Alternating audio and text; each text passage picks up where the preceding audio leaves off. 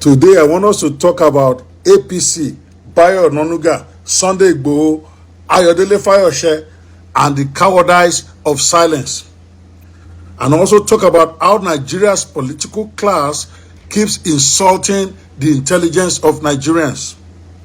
Orami, Mombinu Gonio, today I'm still very angry. Not just because terrorists are killing Nigerians with impunity. Not just because kidnappers are abducting our children. And not just because villages are being attacked in broad daylight in the most heart-wrenching way. Sadly, those horrors have become almost routine in our country today. But what I'm really boiling over today is something else. It is the way our political class keeps talking to us as if Nigerians are fools. It's about this APC government, its leaders, and what I will call cowardice of silence. Every few weeks, another prominent Nigerian will emerge and tell us a shocking claim with a straight face. One will say the sponsors of insecurity are known, but we never get to hear their names. Another will come and say opposition politicians are behind the violence, but they will provide no names and no evidence. Another will tell us the attacks are politically motivated, but we'll never hear the names of those politicians so that Nigerians can go tear them to pieces if the government will not act. Another will tell us, oh, certain people are deliberately trying to make the country ungovernable so that they can win election. Really? But they give us no details. Incredibly, even in the government of Jonathan Goodluck, we had a whole president say it out with his own mouth that terrorists are in his own government, but he never named or arrested even one person throughout his miserable tenure. We had one Ajia woman recently who also just told us that President Tinubu said he feared for his life is why he has not gone brutal with the sponsors of terrorism in our nation. Incredible. You can't make this shit up. Many top operators in our government will tell you they know the sponsors and they know why they are doing their madness. But after making these explosive allegations, what happens? Nothing. No names. No evidence. No arrests. No accountability. Just noise. Just headlines. Political theater. Recently, this Sunday Igboho declared that he knows the politicians and individuals who are sponsoring kidnappers in Nigeria and the terrorists in the southwest. He told us with a straight face. According to him, based on report, he knows those providing the money, he knows those providing the logistics, he knows those providing support, and he threatens to expose them if they don't stop. Really? They have to stop before you expose them? Seriously? Because if that is true, who are they? You don't know. Nigeria is not a movie. Somebody needs to tell these excuses who are masquerading as our leaders that this is not a guessing competition. People are dying. Children are being abducted in broad daylight. So if you possess information capable of saving lives, you need to reveal it. Do they need to beg you to do that? Or you just stop making dramatic announcements like a village jester? It's no longer as funny. Sunday Igboho. Then came the former governor, Ayodele Fayose, who should know better. The loud-mouthed Agbako of Ekiti. What do they call him? He call himself one name like that, Agbako or whatever. He too, a former governor, he reportedly suggested that political actors in opposition are the ones weaponizing insecurity for electoral purposes, Egbami. A very serious allegation. Again, despite being a very loquacious, loud man when it comes to abusing his political daddy, Obasanjo, this time he provided us with no names, no details.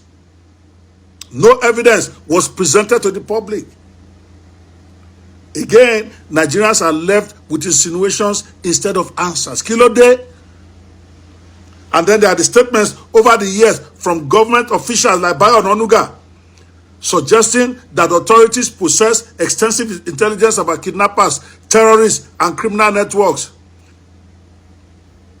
We have had claims that the government has communication channels. Onanuga himself once incredibly admitted in public, and he still kept his job, that the president spoke to the terrorists on cell phone and ordered them to release the kidnappees. How now?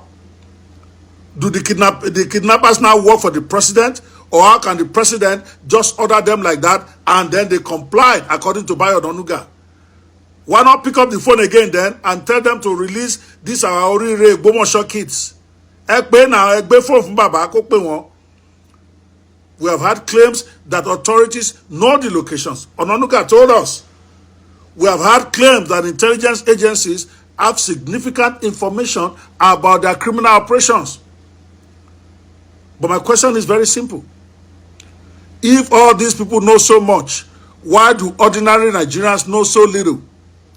Why do terrorists appear stronger than ever if we know them and we know where they are? Why do kidnappers continue to operate with such confidence, especially at this time in our nation? It's incredible. Why do our citizens continue to live in fear? It used to be only in the north. They used to live in fear before. Now it's fear all over the nation. In fact, Nigeria is so messed up. We even hear now that Avengers, what do they call themselves in the South, are now kidnapping kidnappers and demanding ransom from them too. Nigeria Yahweh government. So apparently everyone except the mayor of Adeyi knows the identity of the kidnappers and where they live. But we are all still pretending we don't know where our 46 children from Igboho are being kept. I mean, they have really treated us as mugus in this country, I swear to God. At some point, Nigerians must start asking, who is telling the truth? Who is exaggerating for clout? Who is playing politics with the lives of our children? And who is actually solving the problem? Not for some clowns like that, my friend, be calling and be saying, oh, kidnapping also happened in America. Why are you making noise? Go and watch this video about America and come back to me. That's what that clown, my friend, that I talk about, who's very close to Governor Sanwo-Olu, that's what he had to say. We should stop talking that crap. What we keep hearing from every side is the same tired script. Oh, we know. We are monitoring them. We have intelligence. We know it's responsible. We know what is happening. They are not even ashamed to say that. That conspiracy of cowardice. If you know them, then why are you not naming them? Why are you not shaming them? If you know them, wonderful. Then act on it. A government is not judged by what it claims to know. You guys need to understand that, APC. A government is judged by what it is willing to do to solve the problem.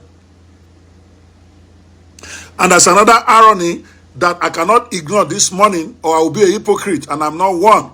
Sunday Igboho, a Yoruba man like me, himself was once treated as a major national security concern.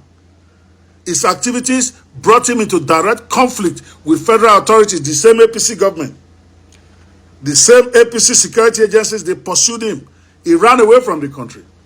Later we heard I was arrested in the Republic of Benin, and his supporters, out of shame, said they were only able to arrest him because he forgot to put on his disappearing Egbe Juju during prayers. Whatever. For years, Nigerians were told he represented a serious challenge to national security, just like Nnamdi Kanu. Today, that chapter appears forgotten. The most wanted man tag has suddenly disappeared, though the man is still a Yoruba irredentist to the core. He has not repented. He wanted Oduduwa Republic and boasted that he would get it by force. His fellow irredentist, Nnamdi Kanu, is rotting in jail, while my own Yoruba brother will tell us Igboho is different from Kanu, though both of them champion secessionist agendas that should carry the same sentence. Even if one of them is more vicious than the other, the offense is the same. Now, this same man publicly claims to know those behind terrorism. And somehow, nobody appears interested in obtaining that information from him by force or by persuasion.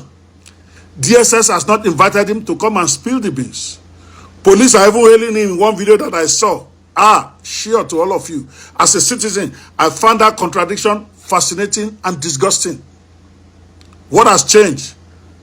Was he being wrongfully pursued that time? Or are serious allegations being casually ignored now? Either way, Nigerians deserve answers. My pain is that nobody explained anything to us. Most wanted today, now most wanted, most celebrated tomorrow, and nobody tells us anything. The real issue here is bigger than APC. It's bigger than PDP. It's bigger than Labour Party. The real issue is that insecurity has become a political football every election cycle. Every side claims to know something. Every side claims to have intelligence. Every side claims to understand the conspiracy. Yet, ordinary Nigerians continue to pay the price. Kilo day. So I speak today not as a party member. I don't belong to any party. I will not belong to any. I speak as the mayor of Fadeyi, as an equal opportunity gbas guy. I speak as a Nigerian who is tired of hearing powerful people claim special knowledge while offering no accountability. If you know who is sponsoring terrorism, then tell Nigerians. If you have evidence, provide it. If government possesses actionable intelligence, they should act on it. But please stop insulting the intelligence of Nigerians with endless hints, whispers, insinuations, and political storytelling. Because while politicians are talking, Nigerians are dying. And the time for silence expired a long time ago. I will not stop shouting, no, it may have something to me. Whatever you people like, call me. Yes, lefty kuku ni me. So if I like, I can point at my father's house with the left hand. Just go and rescue the kids first. Ejo.